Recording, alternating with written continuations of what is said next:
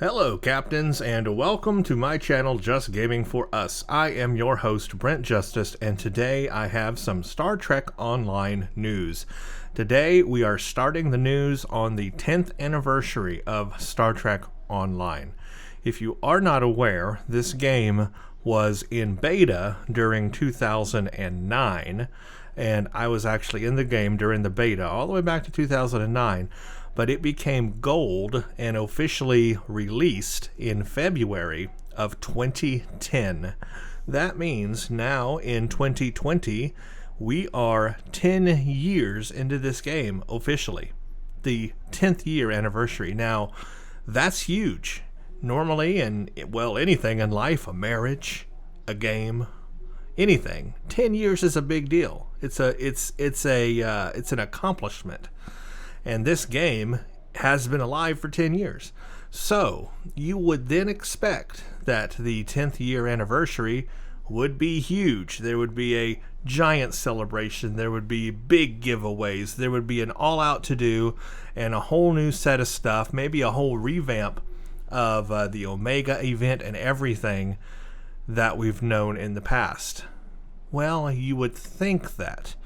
But in reality, it looks like this year's event is just the run-of-the-mill, play it by the numbers, typical event stuff that we get for a anniversary. I think we've actually had bigger anniversaries in the past. Remember the Odyssey, when that thing released? That was huge. That got a whole new playable mission and everything. That was a big event. But I don't think the 10th year anniversary is getting such a big event, or at least it doesn't sound like that to me. But you decide and you tell me what you think. So let's read the latest news. I have all the tabs open. I'm going not in the same order that the news has been published, but I'm going in an order that makes sense.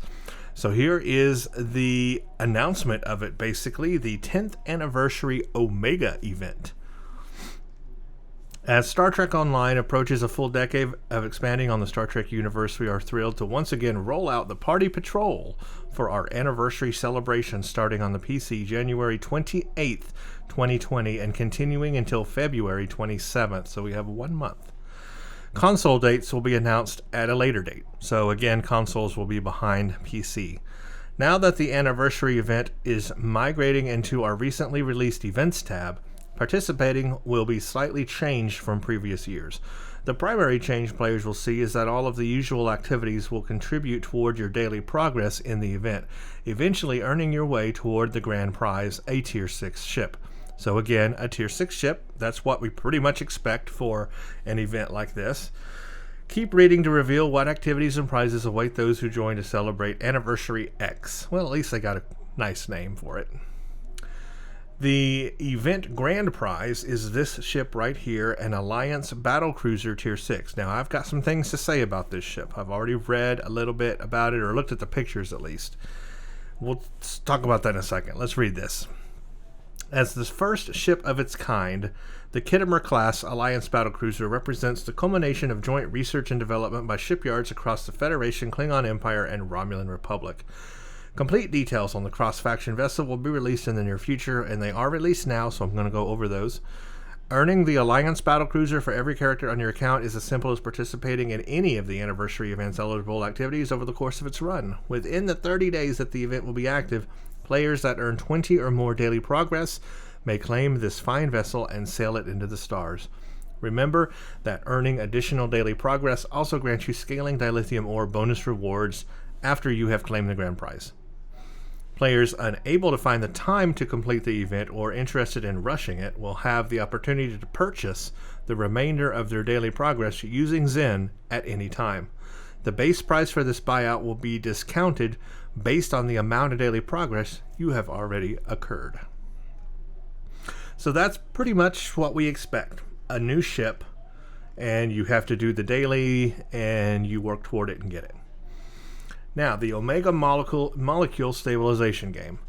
Q is up to his annual shenanigans. He will once again be rewarding captains for stabilizing Omega particles found in various social zones. Talk to Q to get the mission Omega Stabilization Daily, and you will be given 3 zones to visit where you must stabilize an Omega particle by playing a minigame. The chosen zones will change periodically, inviting players to explore the vast expanses of space in order to complete the challenge. The minigame itself is simple. Omega molecules will fall in from the left in one of our 4 channels. Captains will move the capture device into the correct channel as molecule hits the right-hand line. The more molecules you capture, the more Omega molecules you'll dissipate, and the more points you will score. Pretty much the same thing. This is played out the same way every year. It plays exactly the same way. Q doesn't care how many points you score, just that you complete the minigame in order to receive the credit for his daily mission. So you don't even have to play this minigame. You can just let it launch and just sit there and wait till it's finished, and it will pass. So this is really a no-effort minigame. You really don't even have to participate. You just have to launch it and let it do its thing. The score received from the minigame does influence your rewards, though. The more points you score, the better chance you have at scoring better quality Omega particle remnants, which can be used with the R&D system to craft special Omega particle tech upgrades. So, if you're in the R&D system and you do a lot of upgrades through that and a lot of that kind of stuff, then that can affect you, but I don't know how many people actually do that or not. Omega traces come in 3 different colors, blah, blah, blah. Using the R&D system, you combine one of each trace into an Omega Silver. All this stuff is already known. This is all the same from the past. You can combine them and Omega Shard, and then 3 Omega Shards into an Omega Fragment, and 3 Omega Fragments can be combined into an Omega Tech Upgrade, which costs no dilithium to apply and supplies a massive dose of technology and research points to whichever item is applied to. Furthermore, 2 new crafting options are available, so they have added a couple of new crafting options here. 2 Omega Fragments can be combined with varying amounts of refined dilithium to produce mark and rarity variations of the Omega upgrade. These new variants focus entirely on improving item mark or rarity, respectively, making them ideal for players seeking specific avenues of upgrading their equipment. Again, for the R&D system. Completing the minigame will always score you a single Omega task at the very least. The better you score, the greater chances of all those things there. So basically, all that's the same. We're going to get a new ship. You do the daily or progress now earned toward that in the event tab, and you do the Omega Stabilization game, where it completes the daily in one shot. Pretty easy. All that's the same. Nothing's changed. Nothing's new there, except for a couple of new R&D options. We are getting a new party popper. Again, that's expected. We get one every year anyway. It wouldn't be the anniversary without a brand new party popper. The Anniversary X version of our annual toy device celebrates the past of Stowe by offering a random assortment of firing modes seen across the years. While this means that the 10th Anniversary Party Popper offers a greater variety, it also offers increased unpredictability about what you will see when it's triggered. Oh, the possibilities. This one intrigues me just a little bit. It's an assortment of firing modes seen across the years. The problem I have with that is it is, again, just a rehash. It's a rehash of previous year firing modes of the Party Popper. I already have all those party poppers. Now, I get it. For people that may not have past year party poppers, maybe that's cool for you. But if you've been in the game for 10 years and you have every party popper, then this is just a rehash of all those old party poppers, and it really offers nothing new. I would like to have seen a newer version offer something new. Something in line with the theme of the 10th anniversary. I don't know what it could be, but something new, at least something new, not a rehash. We are getting some new emotes. The anniversary emote pack will be returning, and it can be received by completing the Omega Stabilization Daily Mission. The full assortment of emotes offers in previous years will remain available with the following new additions. So we are getting some new edition emotes: Dance, Disco, Tea, Earl Grey, Evil Plans, Organian Greeting, and Ta-da. So that's just some fun emotes. Obviously, that doesn't affect gameplay or anything. That's just some new fun emotes to share with people. A party popper that rehashes old firing modes. The Omega Stabilization particle thing, which is the same old, same old. And then a new ship, which is to be expected and what we always get anyway. The question is this new ship going to be worth the effort? And that's only a question you can answer. Do you want this ship or not? So to find out if you want this ship, let's read about it. This is the first Klingon Federation ship. It is a combination of a Klingon or Federation ship. But a different word than combination that I would like to use is kit bash. This is a total kit bash of a Federation saucer and a Klingon back end. That's it. It's just like they took a saucer from the Federation and stuck the Klingon rear end on it, put it together, and called it a starship. It is the most ugly, awful looking starship I have ever seen in my life, and I have seen some pretty disgusting designs. This one takes the cake. This is awful. This is just awful, awful, awful. During the Star Trek Online's 10th anniversary event, you will be able to unlock the all-new Khitomer Alliance battlecruiser for all characters on your account. Once the starship is obtained by any character on your account, all the characters on your account will be able to claim the Khitomer Alliance battlecruiser. We are also excited to announce that this starship will be available January 28th on the PC and Xbox One and PS4 on a later date. Here are the complete ship details. So there's a picture of it. The side profile, kind of weird. It looks like a flying dildo in space. The top-down view is funky looking. The saucer's way too small for the rear end of this ship. It really throws it off. The saucer needs to be 2 to 3 times bigger than it is. And the rear end actually looks pretty cool. It's just when you put the rear end and the saucer together that it looks like garbage. The Allied Cooperative Starship Development Board is excited to announce... Now, I like the idea of it. Don't get me wrong. I like the idea of combining a Federation and Klingon or Federation and Romulan. I'd love to rather see that, in fact. A Federation-Romulan combination. That could be interesting. But I like the idea. I don't like the execution. So let me be clear about that. All right. Is excited to announce their first vessel with unified design philosophies. While the ACSDB has been involved in the later design states of many new starship designs, this is their first jointly designed starship built from the ground up. Its launch is a cause to celebrate, especially a starship such as this. See, it just doesn't make sense. If you're designing a starship from the ground up, why would you build it like that? I could understand if it were 2 different ships that they like melded together to like say, hey, we got a Federation / Klingon ship. But if you're going to build a ship from the ground up, what is even the point of some of these design languages here? I don't get it. It doesn't match. It just really is a saucer plus a Klingon back end. That's it. It's like they didn't put a lot of thought into how they would actually design a combination Starfleet Federation / Klingon ship from the ground up. Again, from the ground up, it just would be better. It would be melded better. It wouldn't look like 2 halves of a ship sliced together. It would just flow a lot better. This is a bad flow. The Alliance battlecruiser has performed exceptional in all of its trials, with its command and coordination abilities noted as exceptionally helpful in larger fleet actions.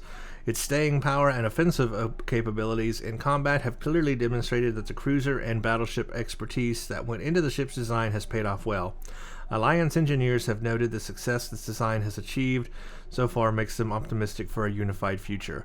This starship features a Lieutenant Commander Command Specialist seat. And as you level up, the ship levels up with you. So this is Tier 6, so it is a leveling ship now. Hull modifier is 1.25. Shield modifier is 1.3. So it's going to be a tough ship.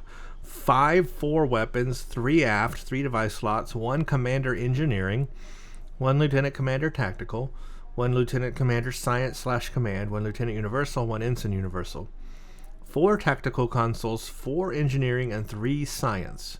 So, pretty balanced on tactical and engineering. So this could be a ship that can take a lot of damage, yet do a lot of damage. Base turn rate 7.5. Impulse modifier 0.616. Inertia 40 plus 10 to weapon and shield. It has a console called the Aligned Anti-Proton Shielding. It has a cloaking device, that's important. Can equip dual cannons. And we have the Battle Cruiser package. Absorbed plating, enhanced weapon banks, enhanced plating, and armored hull. Automated shield alignment, starship trait. A nice shot of, I guess, the anti-proton shielding. The Alliance Battlecruiser comes equipped with the Aligned Anti-Proton Shielding Universal Console. When activated, you gain a temporary boost to energy weapon haste, shield regeneration, and shield capacity that scales up as you take incoming fire. After the boost ends, or when you reactivate the ability, your ship will deal significant anti-proton to each nearby foe. So it sounds like they're pushing you into an anti-proton build for this ship in order to benefit from it the most. So the shielding will expel anti-proton damage. So that sounds like to me then you would want a buff for anti-proton damage all around the ship to get the best from it. This technology once was made possible by combining some unique methods of distributing shield power automatically into advanced weapon power distribution grids, and the architects of its design say they couldn't have done it without the Alliance sharing technology together. This console also provides a passive boost to anti-proton damage and starship shield capacity. It can be equipped in any console slot, so it does boost anti-proton damage. So yeah, to benefit the most from this ship, you want an anti-proton build. No question about that. Anti-proton build all around, because you get a passive boost to anti-proton damage. Then the Starship trait. After achieving level 5 in the Alliance Battlecruiser, you will unlock the Automated Shield Alignment trait. While this trait is slotted, you gain bonus damage based on what percentage of your shield is missing. When you defeat a foe, you will restore a substantial portion of your shields. While comparing ship power level and sensor data with events occurring in combat, a group analyst noticed that power can be diverted from subcomponents of a weakened shield facing for other systems. As more power in weapons has a correlation with decreasing shield strain, that was deemed the optimal system to shunt that newly discovered excess. Then after the shield systems have cooled down more from the decreased overall power flow, the power can be shunted back to give a significant boost to shield strength. The Alliance Battlecruiser was designed to make optimal use of this knowledge, but with more testing they believe it can be used on other ships as well. I mean, the specs on it aren't bad. I just have a problem with the looks. It's a total kit bash. It is two ships just stuck together, and if it was really a ship built from the ground up, it would just meld better between the Klingon aesthetic and the Federation aesthetic. Also, that saucer, again, from this top-down view, is so funky looking. That saucer needs to be 3 times bigger. Imagine like a galaxy-sized saucer on it, or something just a little bit smaller than a galaxy size. That would be so much looking better on this thing. So anyway, I got a problem with the looks, but I'm sure many people will grab this for the anniversary. Since it is a free ship, we have to keep that in mind. It's a free ship. As long as you do the daily, you don't have to spend money on it. And believe you me, I would not spend money on this ship. But I would be interested in flying it nonetheless. So there's my thoughts. Let's move on to Hell with Honor, apparently. Something new coming here. They've got a story here. I'm not going to read this story. As Jaula's onslaught continues, a Klingon organized task force calls upon its allies to counterattack Jaula's fleet, hiding on a barren moon in the Beta Lonkal system. With the launch of our anniversary update, join the task force operation organized to bring swift justice to Jaula and her supporters. Lead your Federation allies to an all-out assault on a moon in the first ever task force operation of space forces battling ground forces. Experience to Hell with Honor and stop Jaula before she becomes an unstoppable threat to the galaxy. So, a new TFO, huh? Well, here's my problem with this, and I don't want to sound like I'm just totally ranting on this whole anniversary update here, but this is again discovery content, and I believe everybody and their dog is completely tired of the Discovery storyline in Star Trek Online, completely tired of the Discovery content, the TFOs, everything. We're tired of Jaula. We're tired of the Discovery stuff. We don't want the Discovery mycelial network crap in this game. We don't want it in the Star Trek. It's terrible. They should be separate universes. I was hoping that 2020 would be the year where we move away from the Discovery stuff now in Star Trek Online and start getting back to more creative, self-made stuff for the game, unique stuff that's made for the game, their own unique content, and Picard content, obviously, but not Discovery content. I was so hoping we'd get away from that. Yet here for the anniversary to celebrate the big 10 years, a Discovery-esque TFO. Disappoint I am. Alright, and then we have, to even make matters worse for me, 2 Task Force operations return. But guess which ones they are. We're pleased to announce that with the launch of our 10th anniversary update, 2 Task Force operations will be entering the regular rotation with their own advanced and elite versions. Battle of the Binary Stars and the Mycelial Realm are coming to test your mettle in space and on the ground. So they're bringing these 2 Discovery TFOs back into the game. I did not like the Mycelial Realm. I felt it long and just boring and not very fun at all. Now, the Battle at the Binary Stars, that one is more fun. That one is better. I can tolerate it. But, again, the point is, it's the 10th anniversary of Star Trek Online, and here we are hounding on Discovery content again, bringing 2 TFOs that are Discovery related, creating a new TFO that's Discovery related. For the 10th anniversary, for 10 years of Star Trek Online, which have had nothing to do with Discovery until now, for 10 years, this is what you bring us? Discovery stuff? I don't want Discovery stuff for the 10 years. We've had 10 years of Star Trek Online with unique content and some really good missions and TFOs and other things in the game that are Star Trek. But to focus on Discovery for the 10th anniversary and make that your special thing? Ew, no thank you. I just don't think it fits. I would like to see a bigger, better 10th anniversary celebration. It should be. 10 years is big. That is an amount of time that people use to celebrate things. 10 years of accomplishing something is big. This should be a big celebration. There should be bigger prizes. The whole Omega Molecule thing should be revamped and brand new. They should be bringing brand new stuff that's not Discovery, but other things into the game that are very Star Trek. But that's not what we're getting, at least so far. Now they've got until the 28th, I guess. That's when it launches. So they got a week to impress me. So we'll see if there's more stuff coming. But I am not really enthralled by this ship. We need some new missions. They should have a new mission or 2 for the anniversary. Wouldn't have that been cool? Like a series of missions, like a 3-part like mini series of missions or something for the 10th anniversary? That would have been cool. That would have been really nice.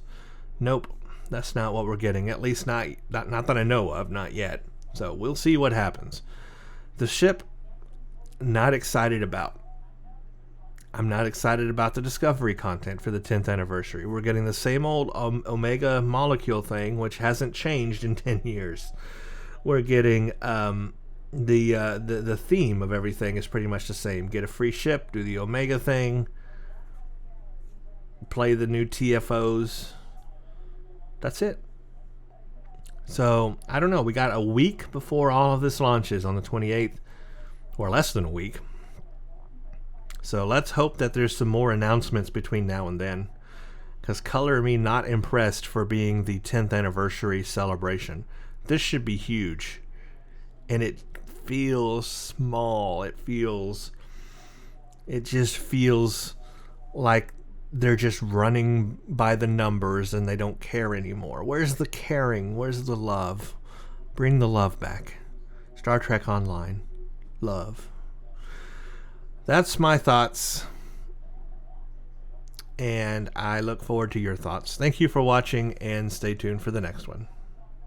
Check out Twitter at Brent_Justice for updates. You can follow me there. Also, check out my Patreon page, patreon.com/Brent Justice. This helps support the channel and also allows me to publish more and more videos.